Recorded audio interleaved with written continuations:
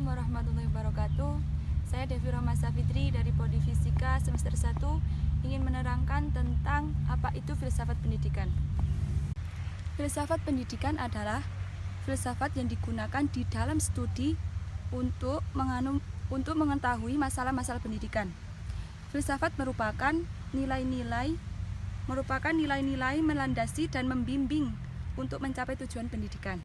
Filsafat yang dianut oleh suatu negara, bagaimanapun di dalam negara itu tujuan pendidikan di negara tersebut akan tercapai. Dengan demikian, tujuan dari negara kita berbeda dengan negara lain, dari tujuan negara lain. Tujuan pendidikan pada dasarnya merupakan rumusan yang berkomprehensi mengenai apa yang seharusnya dicapai. Tujuan ini memuat pernyataan-pernyataan mengenai berbagai kemampuan yang diharapkan dapat dimiliki oleh siswa selarasnya dengan sistem nilai dan filsafat yang dianut. Hal ini menunjukkan adanya keterkaitan yang sangat erat antara filsafat yang dianut dengan tujuan pendidikan yang dirumuskan. Oleh sebab itu, filsafat yang dianut oleh suatu bangsa atau kelompok masyarakat, terutama atau yang dianut oleh perorganisasian, akan sangat mempengaruhi tujuan pendidikan yang ingin dicapai. Adapun ruang lingkup filsafat pendidikan antara lain pendidikan, murid, menteri pendidikan, perbuatan pendidikan, metode pendidikan, evaluasi pendidikan, tujuan pendidikan, alat pendidikan, lingkungan pendidikan. Pendidikan, nomor 1 pendidikan adalah peran guru, orang tua, tokoh masyarakat, dan siapa saja yang memfungsikan dirinya untuk mendidik. 2. Murid atau anak didik, yaitu secara fisiologi objek dalam melakukan tindakan yang bersifat mendidik.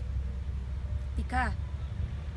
Materi pendidikan, yaitu bahan-bahan atau pengamalan-pengamalan pembelajaran yang disusun sedemikian rupa untuk membuat murid bisa paham antara metode itu.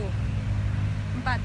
Perbuatan mendidik adalah seluruh kegiatan, tingkatan, perbuatan, dan sikap yang dilakukan oleh pendidik sewaktu menghadapi atau mengasuh anak didiknya yang disebut dengan takzib.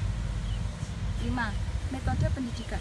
Metode pendidikan yaitu strategi yang relevasi dilakukan oleh dunia pendidikan. 6. Evaluasi pendidikan yaitu sistem penilaian yang diterapkan anak didik untuk mengetahui keberhasilan pendidik yang dilaksanakan. 7. Tujuan pendidikan menggambarkan peran filsafat pendidikan. Tujuan filsafat pendidikan adalah memberikan inspirasi bagi perorganisasian proses pembelajaran yang ideal. Teori pendidikan bertujuan menghasilkan pemikiran tentang kebijaksanaan dan prinsip-prinsip pendidikan yang didasari oleh filsafat pendidikan itu sendiri. Praktik pendidikan atau proses pendidikan menerapkan serangan kegiatan berupa implementasi kurikulum dan interaksi antar guru dengan siswa. Peran filsafat pendidikan itu memberikan inspirasi, yaitu menyatakan tujuan pendidikan negara bagi masyarakat, memberikan arah yang jelas dan tetap dan mengajukan rambu-rambu dari teori pendidikan. Manfaat dari filsafat pendidikan itu, filsafat pendidikan adalah hasil pemikiran dari perenungan secara mendalam sampai ke akar-akarnya mengenai pendidikan. Filsafat pendidikan merupakan terapan filsafat dalam pendidikan.